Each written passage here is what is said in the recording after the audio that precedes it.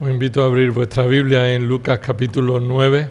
Después de haber meditado en que Cristo es supremo y Él sana cuando quiere. Cristo es supremo y así debes vivirlo. Después de haber meditado en los últimos domingos que Cristo es supremo sobre la creación y sobre la muerte, esta mañana vamos a meditar sobre la supremacía de Cristo, quien es glorioso por encima de todo hombre. Cristo es supremo sobre todo hombre. Vamos a meditar y tomar la lectura de Lucas capítulo 9, versículos 28 al 36, donde observaremos que Cristo es supremo en gloria superior a todos los hombres, atestiguado por el Padre. Dice así la palabra del Señor. Y como 8 días después de estas palabras, Jesús tomó consigo a Pedro, a Juan y a Jacobo, y subió al monte a orar. Mientras oraba, la apariencia de su rostro se hizo otra, y su ropa se hizo blanca y resplandeciente. Y aquí 2 hombres hablaban con él, los cuales eran Moisés y Elías, quienes apareciendo en gloria, hablaban de la partida de Jesús, que él estaba a punto de cumplir en Jerusalén. Pedro y sus compañeros habían sido vencidos por el sueño, pero cuando estuvieron bien despiertos, vieron la gloria de Jesús y a los 2 varones que estaban con él. Y sucedió que al retirarse ellos de él, estos 2 varones se retiraron de Jesús, Pedro dijo a Jesús: Maestro, bueno es que estemos aquí. Hagamos 3 enramadas, una para ti, otra para Moisés y otra para Elías. No sabiendo lo que decía. Entonces, mientras él decía esto, se formó una nube que los cubrió y tuvieron temor al entrar en la nube. Y una voz salió de la nube que decía: Este es mi Hijo, mi escogido. A él oíd. Después de que la voz se oyó, Jesús fue hallado solo. Ellos se lo callaron y por aquellos días no contaron a nadie nada de lo que habían visto. Vamos a orar. Señor, anhelamos contemplar tu gloria por medio de tu palabra, que nos apunta a Cristo, nos lleva a ver la gloria de nuestro Señor y Salvador.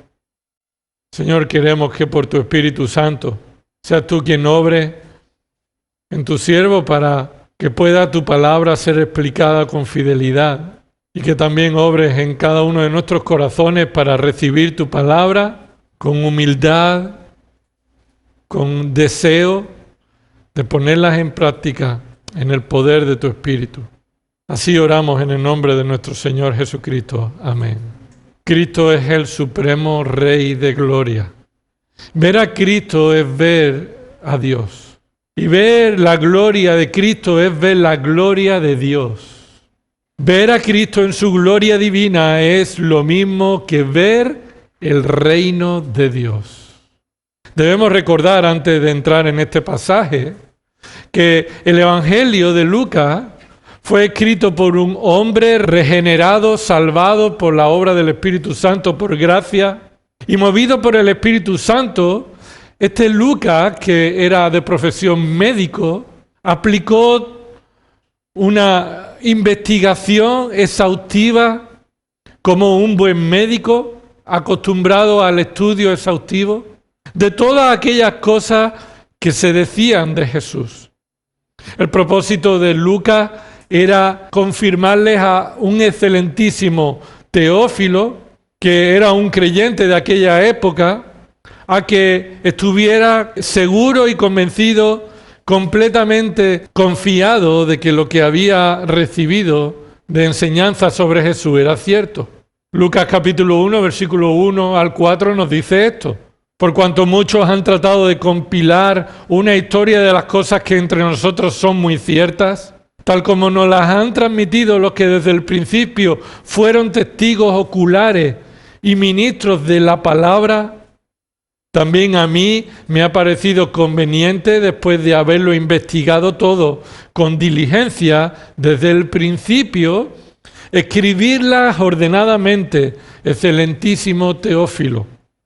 Versículo 4 dice el propósito de este evangelio: para que sepas la verdad precisa acerca de las cosas que te han sido enseñadas. Había el propósito de tergiversar la enseñanza de Cristo.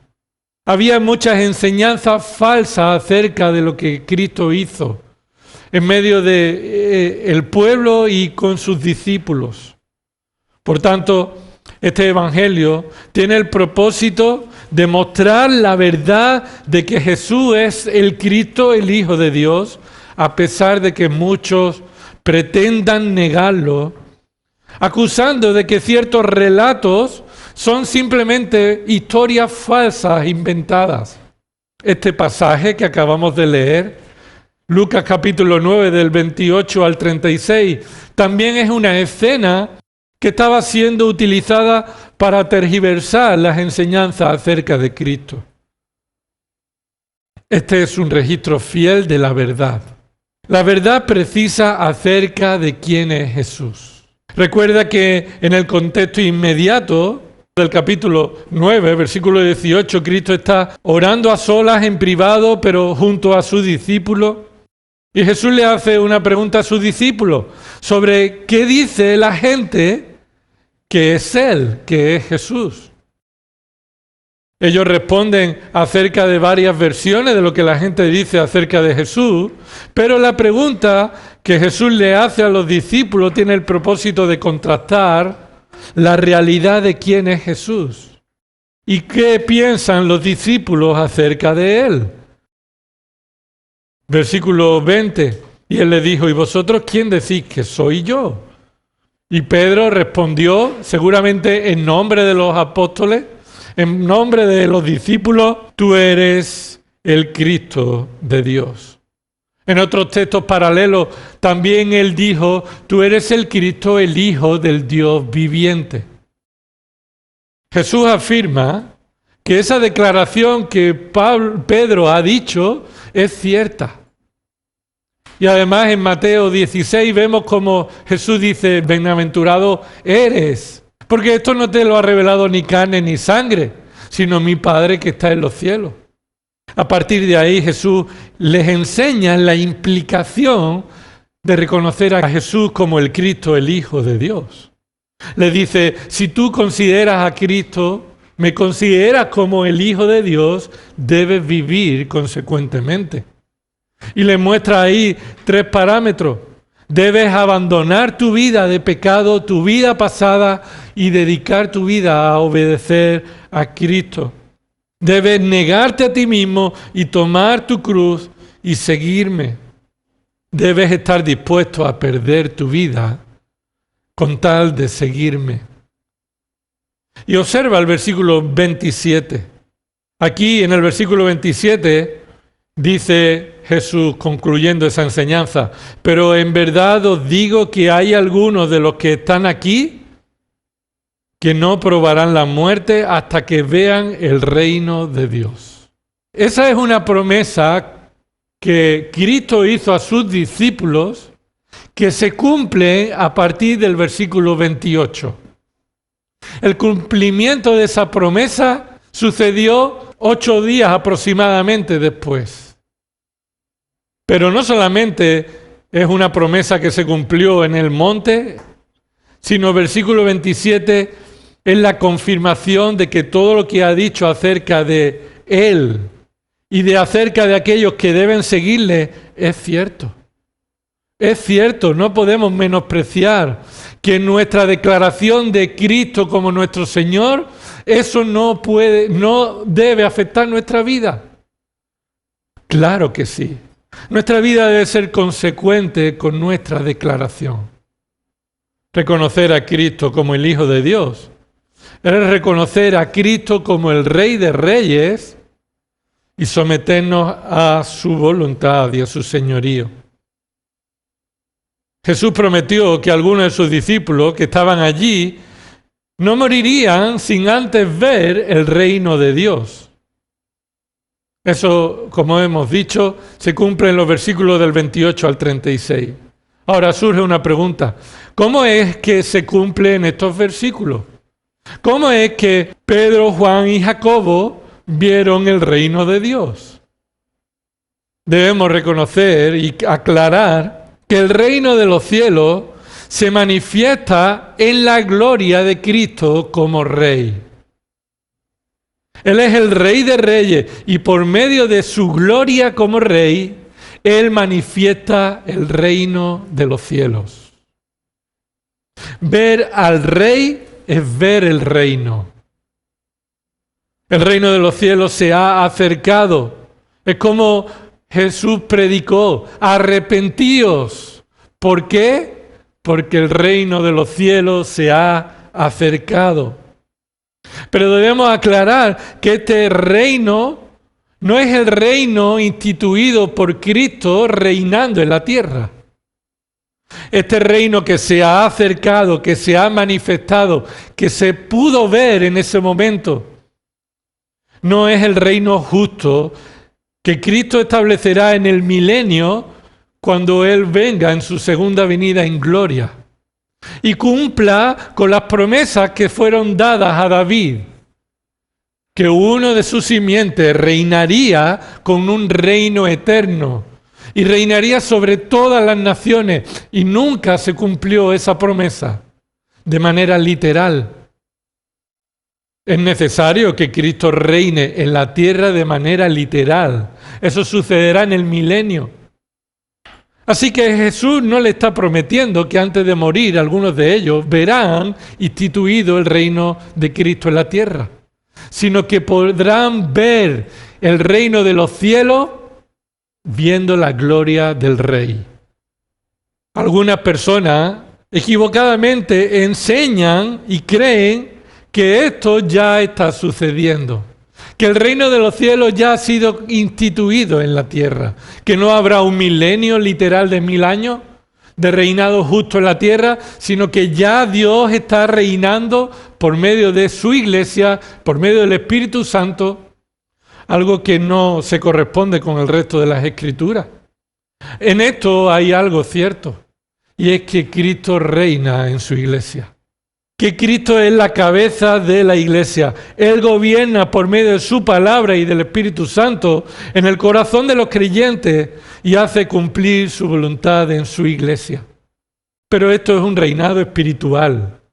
El reinado todavía real, literal, en esta tierra se cumplirá en el señorío de Cristo en el milenio. Por tanto, esta escena de Lucas 9, 28 al 36 es el cumplimiento de la promesa del versículo 27. Estos hombres no murieron sin antes ver la gloria del Rey. Veamos este pasaje desde el versículo 28 en algunas partes. La primera parte son los preparativos. Los preparativos, versículo 28. Y como 8 días después de estas palabras, paremos un momento porque esto significa que aproximadamente pasaron 8 días. No es que literalmente pasaron 8 días, sino como 8 días. Así que Lucas hace una aproximación, ya que el resto de los evangelios dicen que después de estas palabras pasaron 6 días cuando Jesús tomó a estos 3 discípulos y subió con ellos al monte. Algunos quieren ver en eso una contradicción, que unos evangelios dice que pasaron 6 días y otros, como este evangelio de Lucas, dice que pasaron 8. Pero de nuevo observa tu Biblia. Dice como 8 días. Esta aproximación, Lucas está enfatizando que se reconoce que puede haber diferentes formas de contar el tiempo que transcurre entre que Jesús terminó de hablar y que subieron al monte.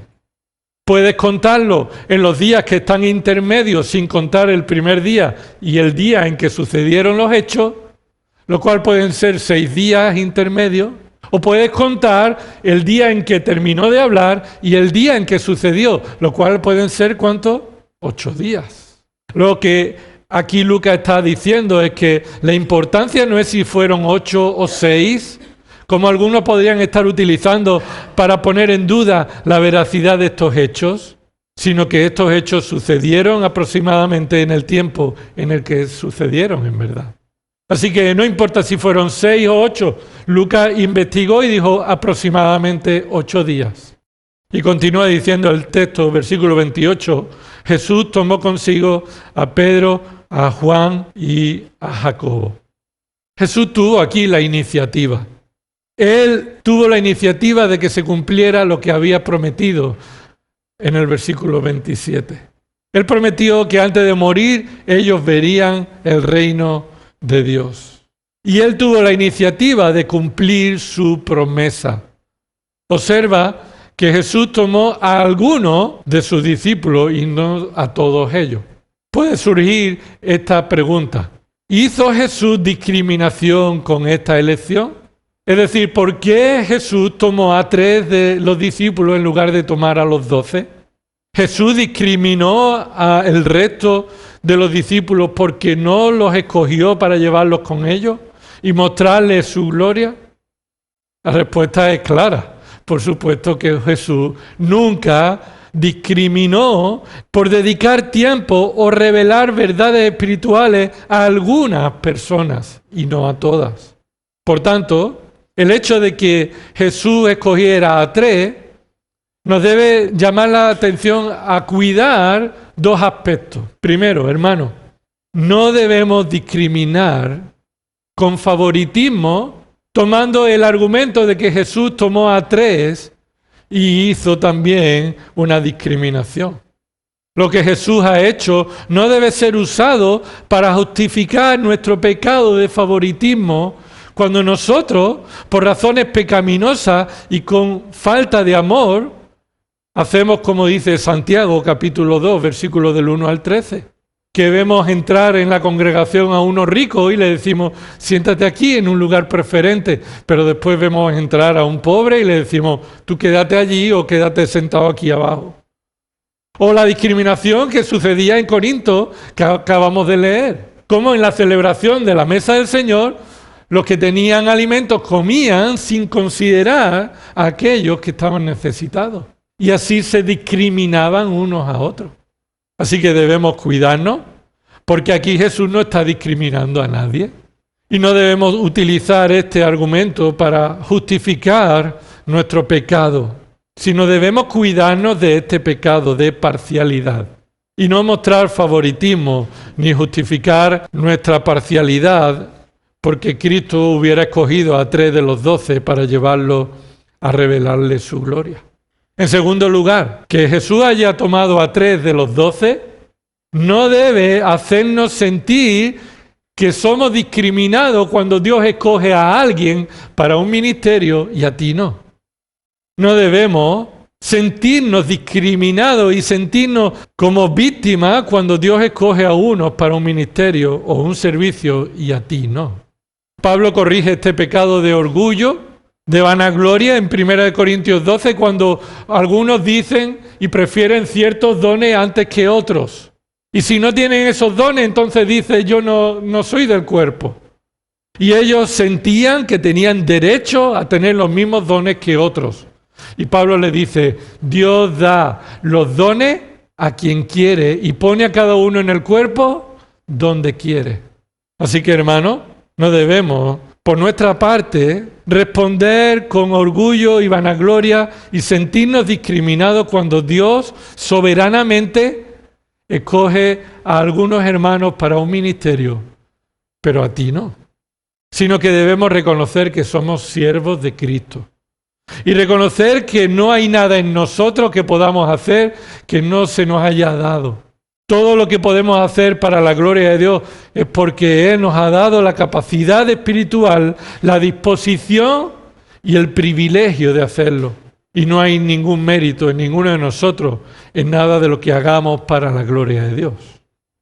Lo cierto es que esta es nuestra tendencia. No sé si lo podrás reconocer o no, pero esto es cierto. Nuestra tendencia en la carne es buscar nuestra propia gloria. Cuando somos ofendidos, si alguien recibe un honor que nosotros no hemos recibido, nos ofendemos. Y esto no solamente viene por un exceso de soberbia y orgullo, sino que actuamos con rivalidad pecaminosa. Esta fue la situación de esto. Observa lo que sucede un poco más adelante cuando bajan del monte y no han podido echar a un endemoniado, y empieza el versículo 46. Mira qué dice el versículo 46. Y se suscitó una discusión entre ellos, esto es entre los discípulos, sobre quién de ellos sería quién, el mayor. No es de extrañar que en este contexto estamos viendo cómo algunos discípulos empezaron a discutir buscando a ver quién de ellos sería el mayor. Probablemente o movidos por la envidia aquellos que no subieron al monte, o probablemente aquellos que subieron al monte se sintieron orgullosos de haber sido escogidos para subir. El caso es que esta discusión de buscar ser el mayor entre los demás estaba en el contexto de lo que estaba sucediendo entre los creyentes, entre los discípulos. Es más, versículos 51 al 56, Jesús corrige a Juan y a Jacobo y les dice, no sabéis de qué espíritu sois. ¿Por qué? Porque Juan y Jacobo se sintieron con el derecho y la autoridad de mandar que viniera fuego del cielo y consumiera a los samaritanos que no habían reconocido a Jesús. Juan y Jacobo, ¿de dónde venían? De haber visto la gloria del rey en el monte, y de alguna manera ellos creyeron que eso les atribuía a ellos también como elegidos para defender ese reino. Así que Jesús les dijo, no sabéis de qué espíritu sois. Versículo 56, porque el Hijo del Hombre no ha venido para destruir las almas de los hombres, sino para salvarlas. Juan y Jacobo, que eran hermanos, se les llama los hijos del trueno, de alguna manera fueron escogidos por Jesús para que vieran la gloria de Cristo transformado en el monte, y eso no quitó su orgullo de sus corazones, su arrogancia de pensar que ellos son especialmente escogidos por algún mérito propio. Versículo 28, continuemos. Dice ahí que Jesús tomó consigo a Pedro, a Juan y a Jacobo y subió al monte a orar. Y este es el contexto de la escena. La oración es el contexto de esta escena tan importante y a veces la pasamos desapercibida. El momento en el que Cristo se transfigura sucede en un momento de oración. Ocurre en el momento en el que Cristo ora. Es más, Cristo cumple su promesa en el momento que Él ha determinado y por medio de un tiempo de oración. Y hermano, la vida de oración de Jesús nos humilla. La vida de oración de Jesús nos humilla. Nadie necesitaría menos la oración que Jesucristo. ¿Estás de acuerdo conmigo? Nadie necesitaría la oración menos que Jesucristo, pero nadie oró tanto como Él. Y esto nos humilla. Nadie necesita la oración menos que Cristo, pero nadie oró tanto como Él. ¿Cuán necesaria es la oración para nosotros y cuán poco oramos? Por medio de la oración expresamos nuestro anhelo y deseo de que la voluntad de Dios se haga. Esa es la razón por la que la oración existe. La oración no existe para que se haga nuestra voluntad. La oración existe para que la voluntad de Dios se haga y nosotros estemos de acuerdo, en consonancia, en sintonía con la voluntad de Dios. Ningún creyente puede sentirse satisfecho y orgulloso por su vida de oración. Ninguno ahora mismo puede pensar, bueno, yo estoy contento con mi vida de oración. Si es así, tienes un problema, porque no es cierto. Porque debiéramos orar mucho más de lo que hacemos. Y cuanto más cuando vemos a Jesús orando tan insistentemente en contraste con la debilidad de sus discípulos. Cuando Jesús subió al monte a orar, ¿qué hicieron sus discípulos? Se quedaron cuajados. Como nos suele suceder a nosotros. Y eso nos muestra la debilidad de nuestro corazón, de nuestro cuerpo, de nuestros deseos, de que la voluntad de Dios se haga. Es más, cuando más oramos es cuando nuestros intereses están en riesgo. Cuando nuestras necesidades se apremian. Y es en realidad nuestra oración cuando debe estar presente en nuestra vida porque queremos que la voluntad de Dios se haga. Nuestra realidad es como la de estos tres. Nos quedamos cuajados y no oramos como debiéramos. Confiamos y esperamos que Dios hará su voluntad y creemos que Dios sabe todas las cosas y no oramos como debiéramos. Pero el versículo 32 nos explica más adelante en el relato que estos tres, Pedro, Juan y Jacobo, se quedaron dormidos mientras Jesús oraba. Esto sucedió antes de la transfiguración, pero sucedió durante la oración de Jesús. Y no fue el único momento en que estos hombres se quedaron dormidos. Varias veces, y sobre todo en ese huerto en el que Cristo comenzó su pasión cargando sobre él la carga del pecado, teniendo enfrente esa copa amarga que debía tomar, sus discípulos no estuvieran dispuestos a perseverar en la oración. Así que en el primer momento, versículo 28, que vemos la preparación, somos expuestos a estas realidades. Observa tu vida de oración, observa tu disposición humilde a reconocer el señorío de Cristo. Vemos en el versículo 29 la segunda etapa de esta escena, la transformación. Versículo 29. Mientras oraba, observa que no dice mientras oraban, sino que especialmente se refiere en singular a Cristo, mientras Cristo oraba, ya que esos tres se habían ya quedado dormidos, la apariencia de su rostro, del rostro de Jesús, se hizo otra. Y su ropa se hizo blanca y resplandeciente. O esa palabra resplandeciente es centelleando como un rayo. Muchos de vosotros visteis rayos ayer, ¿verdad? O por lo menos lo escuchasteis. Pero creo que ninguno vio el rayo, sino que vimos el resplandor del rayo, la consecuencia del rayo, que parece que se hace de día, ¿verdad? Esto fue la manera en la que se describe las ropas de Jesús.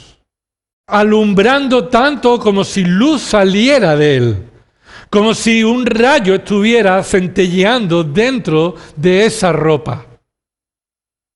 Esta es la única vez que la apariencia externa de Jesús cambia. Otros pasajes usan esa palabra, transfigurar, que significa metamorfosis, que solo se usa en Mateo 17 o en Marcos 9. Esa palabra también se usa para lo que sucede en el creyente. En Romanos capítulo 12, versículo 2, nos dice que el creyente debe suceder una metamorfosis en él, por medio de la renovación de su mente. Y esto es también la santificación espiritual que está sucediendo en la vida del creyente cuando somos cambiados a la imagen de Cristo. En 2 Corintios 3:18 dice, somos transformados a la imagen de Cristo de gloria en gloria. Pero recuerda que Lucas, el que estaba escribiendo esto, movido por el Espíritu Santo, era de profesión ¿qué? Médico. Él sabía perfectamente, conocía el cuerpo humano. Y él, siendo médico, conoce que el cuerpo humano no puede transformarse cambiando el aspecto de un momento al otro. Así que habló con precisión médica y no se refirió a que cambió la cara. Pongamos un ejemplo, cambió la cara que él tenía por la cara de otra persona, no. Sino que Lucas está enfatizando que el aspecto fisiológico, morfológico era el mismo, pero la manera en la que se manifiesta es diferente. Por ejemplo, si yo hubiera estado 15 días en la playa sin echarme crema, Tendría la misma cara, pero con una apariencia diferente. Bien moreno, y parecería que mi piel ha cambiado de color. Esto es lo que está sucediendo y describiéndose en la transformación de Jesús. Algunos han expresado que esta manifestación de la gloria de Cristo en la luz, en el rostro de Cristo y en la luz, en la ropa de Cristo, es como si Cristo hubiera levantado un poco el velo de su carne y la naturaleza divina se estuviera manifestando en toda su gloria. Así que aquí el cuerpo físico de Cristo manifestó parte de la gloria de la naturaleza divina de Cristo. Cristo no solamente se hizo hombre, sino que no dejó de ser Dios. Y ambas naturalezas estaban 100% en Él, en su persona. Así que Él, tomando la naturaleza humana, la añadió a la naturaleza que Él ya tenía, sin mezclarse a ambas y sin desaparecer ninguna de ellas. Así que lo que Cristo fue, manifestó la gloria divina de su naturaleza divina. La ropa incluso resplandecía de una manera única a causa de la gloria divina de Cristo. De tal modo que Mateo dice que sus ropas eran blancas como la luz. Y Marcos dice que sus ropas eran tan blancas como ningún lavandero sobre la tierra las puede emblanquecer. Lo que está destacando, y el punto, es que la gloria de Cristo manifestada en ese momento era una gloria inigualable. Una gloria inigualable, incomparable. La gloria de Cristo no puede ser comparada con la gloria del hombre. Cristo es Dios. Y su gloria es la gloria de Dios. La gloria natural propia. La gloria del Rey de Reyes. La gloria del soberano Rey de los cielos y de la tierra. Llegamos a la tercera parte, versículos 30 y 31. Encontramos aquí la conversación. Versículo 30. Y aquí dos hombres hablaban con él, los cuales eran Moisés y Elías, quienes, apareciendo en gloria, hablaban de la partida de Jesús que él estaba a punto de cumplir en Jerusalén. Después de ser transfigurado, dos hombres aparecen y hablan con Jesús. Estos hombres son identificados en el texto como Moisés y Elías. Tal identificación creemos que no fue el resultado de alguna referencia fisiológica.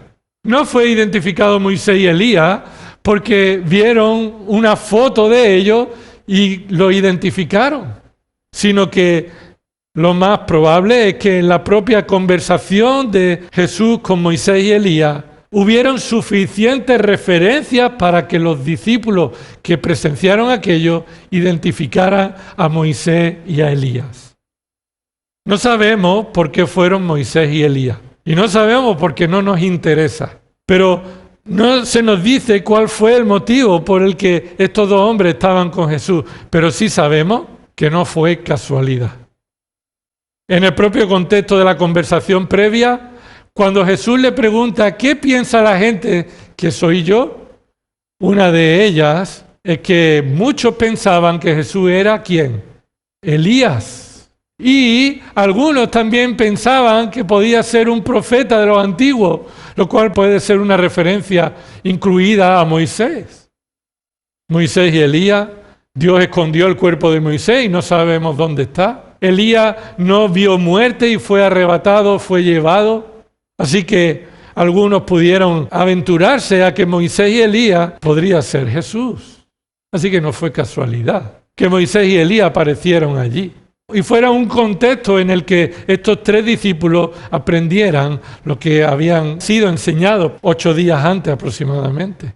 ¿Quién es en realidad Jesús? El plan de Dios con Moisés y Elías fue destacado. Ellos hicieron un ministerio para el cual fueron llamados y capacitados, destacados. Moisés y Elías son ejemplos de siervos de Dios.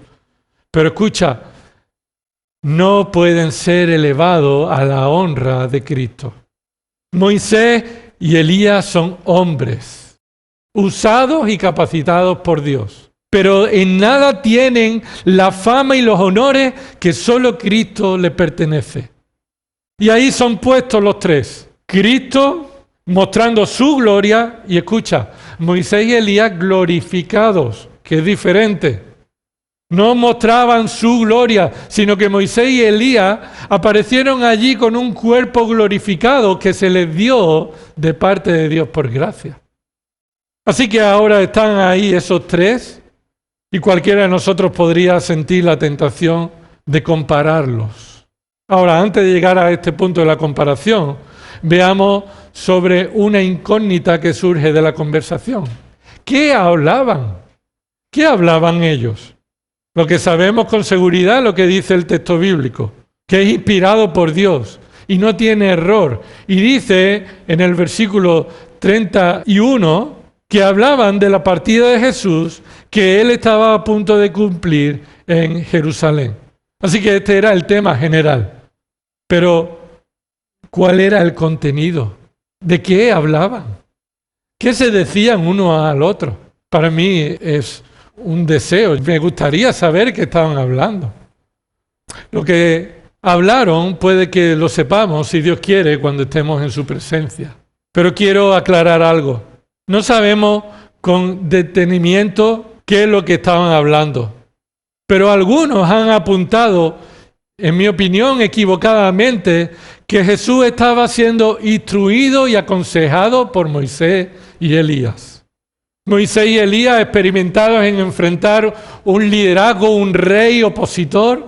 Moisés con Faraón, Elías con Acab y su mujer.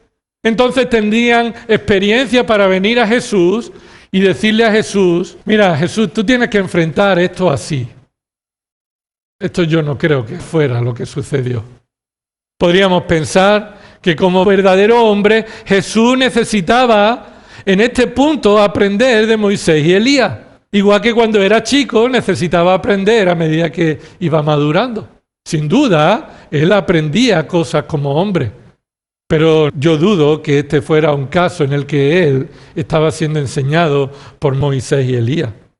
Ante esta conversación, entonces cualquiera podría pensar que era una conversación entre tres personas de iguales importancia, o atreverse incluso a pensar que Moisés y Elías están aquí como maestros de Cristo. Y este es el punto central, hermano. ¿Quién es Cristo en comparación con Moisés y Elías? ¿Y quién es Cristo en comparación con cualquier hombre? ¿Quién es Cristo en comparación con cualquier líder espiritual? ¿Con cualquier predicador, pastor? ¿Quién es Cristo en comparación con cualquier persona? Esta es la razón por la que motiva la propuesta de Pedro. La propuesta de Pedro. Esta es la cuarta parte de la escena. Versículo 32 al 33, la cuarta parte de la escena es la propuesta. Observa, versículo 32. Pedro y sus compañeros habían sido vencidos por el sueño. Esto es un relato narrativo, pero que sucedió en un momento anterior. ¿Vale? Aquí se está diciendo en la forma en la que la narración se está dando, pero ellos se quedaron dormidos cuando Jesús estaba orando y antes de la transfiguración. Y continúa ahí diciendo, pero cuando estuvieron bien despiertos, vieron la gloria de Jesús y a los dos varones que estaban con él. Pedro es mostrado en este relato como aquel que actúa como cualquiera de nosotros hubiéramos hecho. Escucha, Pedro nos representa a nosotros. No estoy diciendo que él sea una figura en todo, pero no podemos ver esta situación de Pedro como si tú y yo no hubiéramos hecho lo que Pedro hizo. En este sentido, Pedro está haciendo lo que tú y yo en cualquier momento podemos hacer. ¿De acuerdo? ¿Qué hizo Pedro entonces? Bueno, se quedaron allí dormidos antes de que Jesús se transfigurara. Lucas enfatiza, observa, que cuando vieron la gloria de Jesús, ellos estaban, ¿qué? Completamente despiertos. ¿Por qué hace esta puntualización tan clara? Porque estaba quitando y negando lo que algunos podrían decir de este suceso. Es que los testigos, Pedro, Juan y Jacobo, vieron un sueño, soñaron. Estaban tan dormidos que vieron a Jesús resplandeciendo y cosas así. Lucas está aclarando que cuando ellos vieron la gloria de Jesús y a los varones que estaban con él, ellos estaban completamente despiertos. Así que este no es fruto de la imaginación, ni del sueño, ni de visiones espirituales fuera del cuerpo. No, esto fue real. Y se destaca que lo primero que vieron fue ¿qué? La gloria de Jesús. Porque Moisés y Elías no mostraron su gloria. Moisés y Elías estaban allí glorificados, pero no resplandecían con gloria. Lo que ellos vieron fue la gloria del único que manifestaba gloria en ese momento. Era la gloria de Jesús. Cuando Cristo dejó su lugar de gloria al lado del Padre y se hizo hombre, nunca dejó de ser el glorioso Dios. Lo vuelvo a repetir. Aunque Él dejó el lugar de gloria, Él nunca dejó de ser el Dios de la gloria. Así que Cristo manifestó su gloria y ellos pudieron verlo. No fue un reflejo de la gloria como se veía en el rostro de Moisés. ¿Recuerda? Cuando Moisés iba a hablar con Jehová cara a cara, cuando Moisés volvía, el rostro de Moisés resplandecía con la gloria de Dios. Así que no resplandecía con su gloria, sino que simplemente era un reflejo rebotado de la gloria de Dios. Cristo no rebota la gloria del Padre. Cristo revela su propia gloria. La gloria de Jesús no procedía de fuera, sino de Él mismo.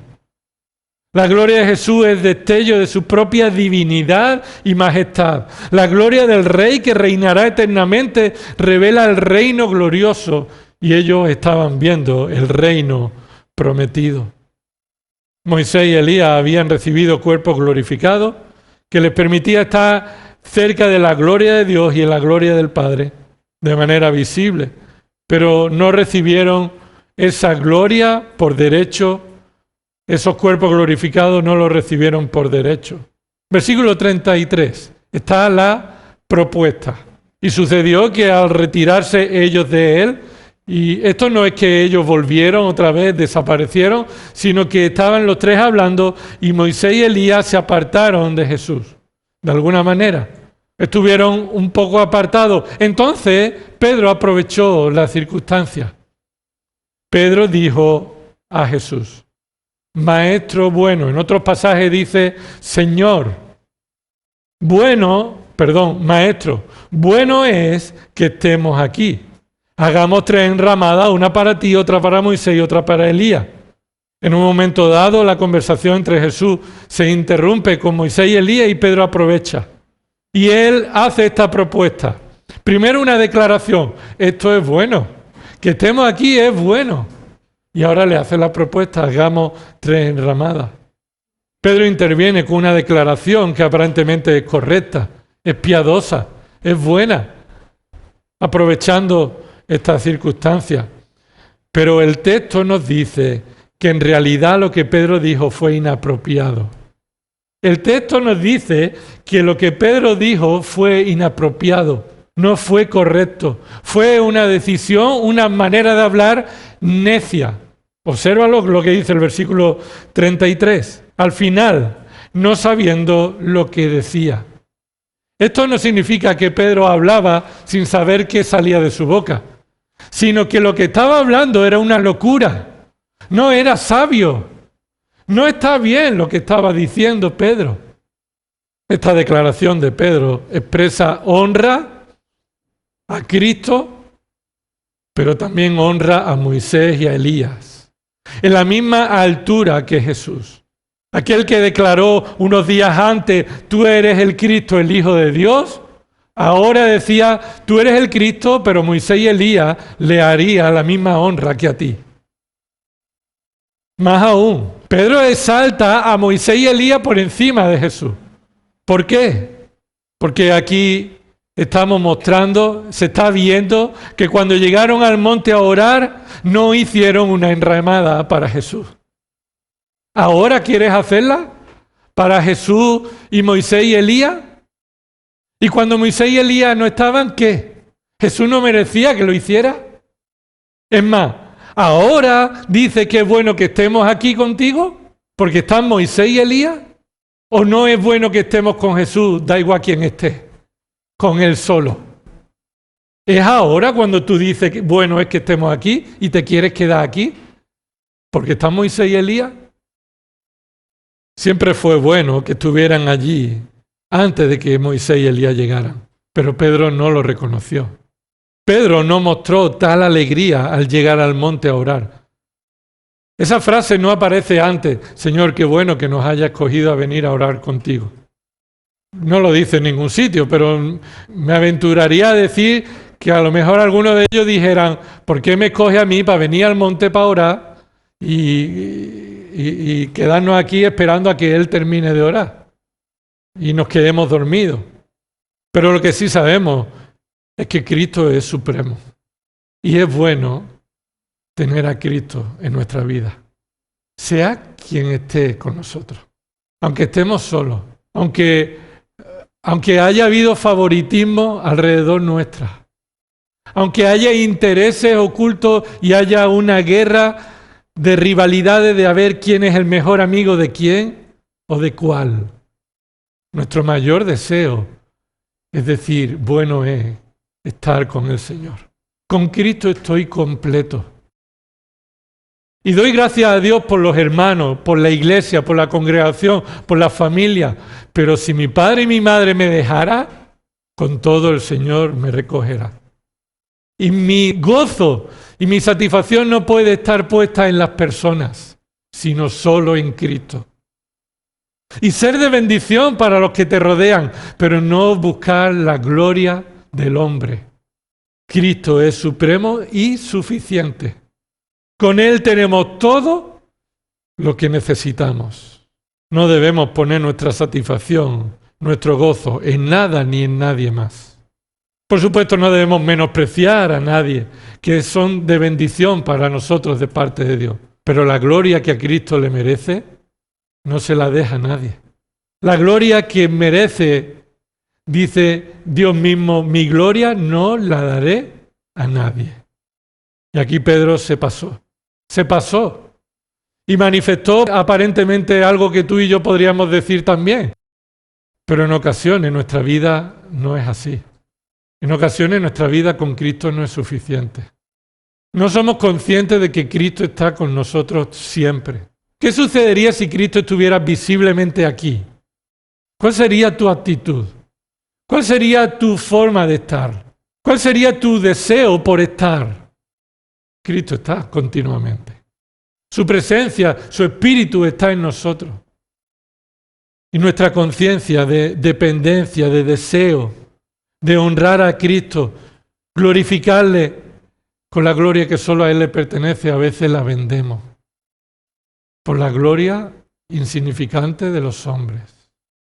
Y en ocasiones sucede cuando alguien destacado está entre nosotros y nuestra actitud cambia porque alguien destacado está entre nosotros. Cuando el Rey de Reyes está entre nosotros. ¿Cuál es nuestro esfuerzo y deseo por estar con Cristo? Por obedecer su palabra, por glorificarle en el culto, por glorificarle en tu vida. No mendigues la gloria de nadie. No busques ser aceptado por nadie más. Más bien, Pedro aquí no estaba mostrando una disposición al servicio, estando dispuesto a construir esas tiendas. Es más, él no estaba mostrando realmente humildad cuando dice tiendas para vosotros, no para nosotros. Sino que Pedro quiere estar dentro de los influyentes, del círculo privilegiado. No es suficiente con que de entre los apóstoles nos ha escogido a los 3 para subir, sino que queremos formar parte del grupo que también está Moisés y Elías. Y en ocasiones ese es nuestra actitud, nuestro pecado. De tal modo, Él habló de manera inapropiada que es mejor estar callado que hablar como Pedro. Es mejor estar callado que hablar de esta forma. Y cuando hablemos meditando en lo que estamos diciendo bíblicamente. Pedro nos representa. Y de algún modo, estas son nuestras preocupaciones, cómo nos ven los demás. ¿Y en qué grupo queremos formar parte? Estamos apegados a la gloria de los hombres. ¿Cómo lo eran los de Corintios? Yo soy de Pedro, yo soy de Apolo, yo soy de Pablo.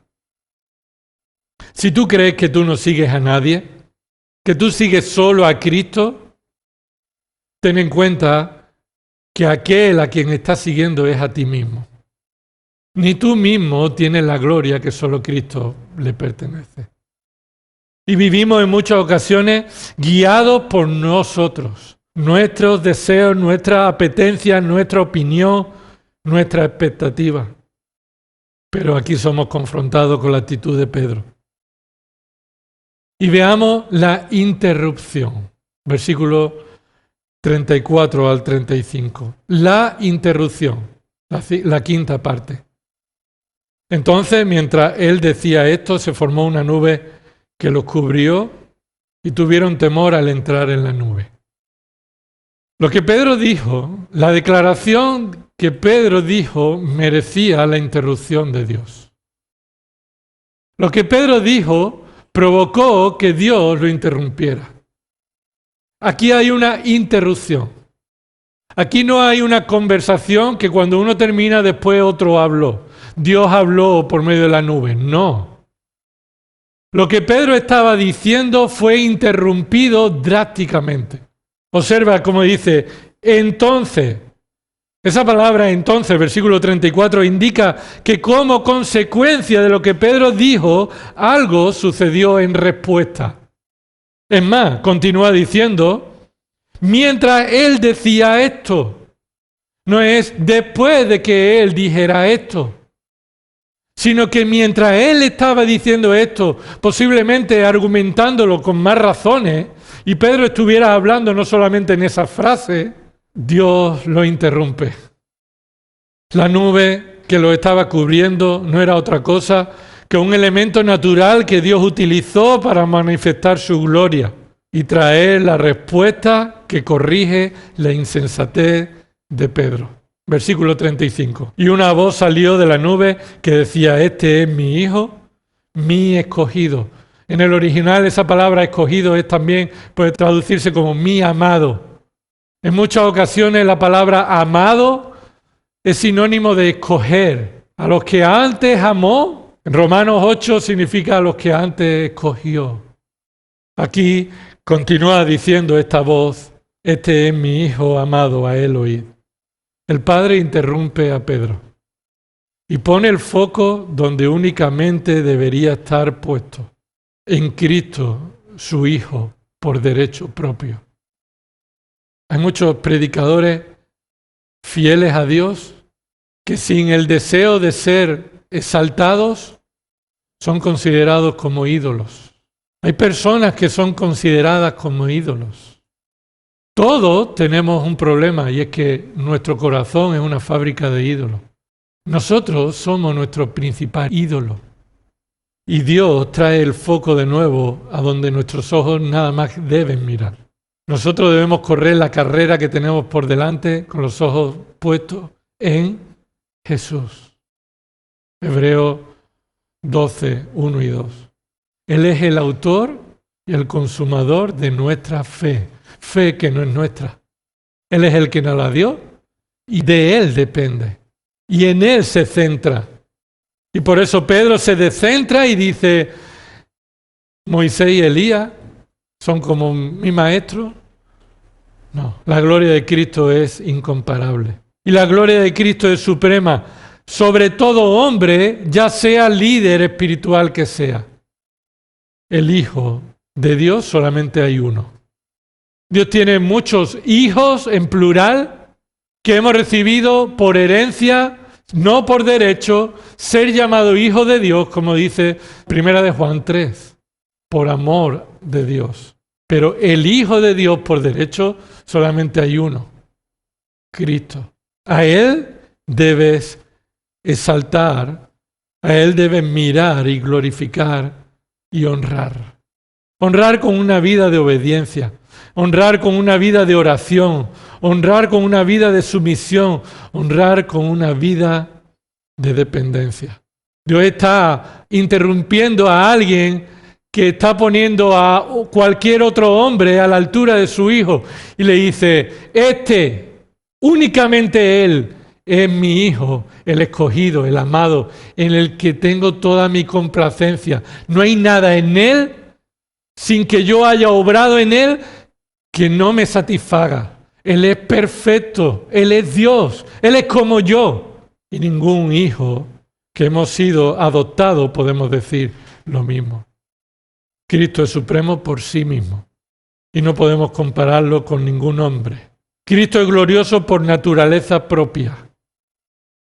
Y si tú dices que Cristo es tu Señor, entonces debes reconocer, como Ignacio nos ha recordado en esta mañana, que su amor nos tiene presos y que ahora nosotros vivimos para aquel que murió y resucitó por nosotros.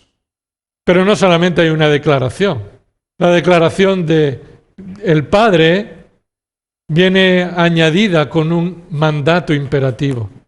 La voz del Padre no solo interrumpe a Pedro para corregirle, que está dándole gloria a los hombres, que solo a Cristo le pertenece, que está rebajando a Cristo a la altura de cualquier hombre, sea quien sea, cuando Cristo es glorioso y supremo, sin comparación, sino que además le ordena un mandato a estos hombres.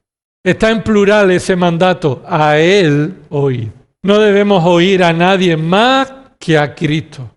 No debemos oír a nadie más que la palabra de Cristo. Por supuesto, Dios ha llamado a hombres para que prediquen con fidelidad la palabra de Cristo, pero la autoridad no está en los hombres. La autoridad está en la palabra de Cristo. La autoridad no está en el predicador, la autoridad está en la palabra de Cristo, predicada fielmente. A Él oíd y a nadie más. Oye, ¿Moisés hablaba de parte de Dios? No es Dios. A Él no debemos oír porque Moisés habló cosas que estaban incorrectas. Jesús es el único que habla perfectamente. ¿A Elías debemos escuchar? No, a Elías no, porque dijo cosas inapropiadas, que no eran ciertas. Solo a Cristo debemos oír. Este mandato, oír, no es simplemente escucha, sino escucha con disposición a obedecer. Reconoces la autoridad de Cristo por medio de someterte a su palabra. Para terminar, versículo 36, el secreto. Terminamos con un secreto. Sí, un secreto. Versículo 36, cuando la voz se oyó, Jesús fue hallado solo. Y de nuevo, esto enfatiza que no necesita a nadie más. Ni a los santos, ni a la Virgen, ni a María, ni a ningún predicador. A Cristo, solo a Cristo y su Espíritu en tu corazón. Y por su palabra tienes todo lo que necesitas. El viernes aprendimos que Cristo no le impone nada más a una iglesia que se mantiene fiel, sino simplemente retén lo que has recibido, que es la palabra de Cristo. Así que lo encontraron a Él solo. Qué tristeza, ¿no? Ya no hacemos más enramadas, ¿no? Más tiendas. Lo íbamos a hacer si estaban Moisés y Elías, pero ya no. Ahí empezó de nuevo otra lección que aprender estos hombres y que nosotros debemos aprender. Con Cristo lo tenemos todo. Y da igual quién esté a tu lado. Si Cristo no está a tu lado, no tienes nada. Si Cristo no es tu Señor, no es tu Salvador. Y si Cristo no es tu Señor y Salvador, tu destino es el infierno por culpa, a causa de tu pecado. ¿Qué sucedió en secreto? Versículo 36. Ellos se lo callaron. Y por aquellos días no contaron a nadie nada de lo que habían visto. Observa que ellos se lo callaron, pero no todo el tiempo, sino por unos días. Dice, por aquellos días no contaron a nadie nada de lo que habían visto.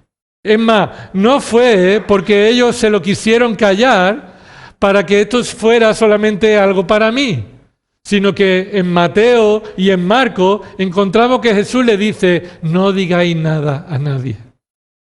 Porque el propósito de esta enseñanza es que cuando Cristo ascendiera y viniera el Espíritu Santo, entonces el Espíritu Santo os guiará a toda la verdad. Tomará de lo mío y os lo hará saber. Así glorifica el Espíritu Santo a Cristo. Cuando toma de la enseñanza de Cristo y por medio del Espíritu, toma a Pedro y a Juan y les enseña cómo deben enseñar y predicarlo. Acompáñame a Juan capítulo 1, versículo 14. Dice ahí, Juan 1, 14. Y el Verbo se hizo carne y habitó entre nosotros y vimos su gloria. Gloria como del unigénito del Padre, lleno de gracia y de verdad. Esta es la experiencia de Juan. ¿Cuándo vio Juan esto? No solamente en las manifestaciones como se vio el domingo pasado y el otro, en que mandó al viento y a las olas, calla, para, y inmediato, ¿quién es este que aún los vientos y las olas le obedecen? Sino que Juan vio la gloria de Cristo en este monte. Una gloria llena de gracia y de verdad. Primera de Juan escribe de nuevo, movido por el Espíritu Santo, capítulo 1, versículo 1, escucha. Lo que existía desde el principio, lo que hemos oído, lo que hemos visto con nuestros ojos, lo que hemos contemplado y lo que han palpado nuestras manos acerca del Verbo de vida, y ese es un título que se refiere a Cristo. Y continúa diciendo Juan, pues la vida fue manifestada y nosotros la hemos visto y damos testimonio y os anunciamos la vida eterna, la cual estaba con el Padre y se nos manifestó. Lo que hemos visto y oído os proclamamos también a vosotros, para que también vosotros tengáis comunión con nosotros. Y en verdad nuestra comunión es con el Padre y con su Hijo Jesucristo. Yo quiero tener comunión con aquellos que tienen comunión con el Hijo. No me interesa tener comunión con nadie más que no esté en comunión con el Hijo. Y una comunión que nos sometemos al señorío del Hijo. ¿Qué es de Pedro? ¿Aprendió la lección? Segunda de Pedro, capítulo 1, versículo 16, dice así. Porque cuando os dimos a conocer el poder y la venida de nuestro Señor Jesucristo, no seguimos fábulas ingeniosamente inventadas, sino que fuimos testigos oculares de su majestad. ¿Cuándo vio Pedro la majestad de Jesús? Versículo 17. Pues cuando él recibió honor y gloria de Dios Padre, la majestuosa gloria le hizo esta declaración. Este es mi Hijo amado en quien me he complacido. Y Pedro continúa diciendo, y nosotros mismos escuchamos esta declaración hecha desde el cielo cuando estábamos con él en el monte santo. Y esto es lo que Pedro quería predicar a sus hermanos. Y insistiré, dice los versículos anteriores, para que cuando yo no esté, vosotros sigáis insistiendo en esto, en que Cristo es la majestad gloriosa, en quien nuestra vida está satisfecha. Que así sea, hermano. Vamos a orar. Señor, te damos gracias por tu gloria. Gracias por haberte manifestado en Cristo Jesús. Perdónanos, Señor, cuando estamos apegados a nuestros intereses carnales, mundanos, pecaminosos, buscando la gloria del mundo, la gloria de los hombres, la gloria de la compañía, cuando hemos recibido la comunión en el Hijo, en el glorioso. Señor, confesamos nuestro pecado delante de ti, de menospreciar tu gloria, buscando los destellos inútiles de este mundo. Haz crecer, Señor, nuestro temor de ti en nuestros corazones, en nuestro espíritu. Trae salvación a las personas que están en pecado, Señor, y dale un convencimiento y el poder de tu Espíritu para abandonar el pecado que ofende al Rey de Reyes. Y Señor, que esta iglesia esté llena de personas que tu Espíritu está guiando a exaltar a Cristo humildemente, humillados. Quita de nosotros toda preferencia humana, carnal o pecaminosa, toda gloria de los hombres. Y Señor, que crezcamos en el conocimiento de la gracia y la verdad que en Cristo solo hay. En su nombre oramos. Amén.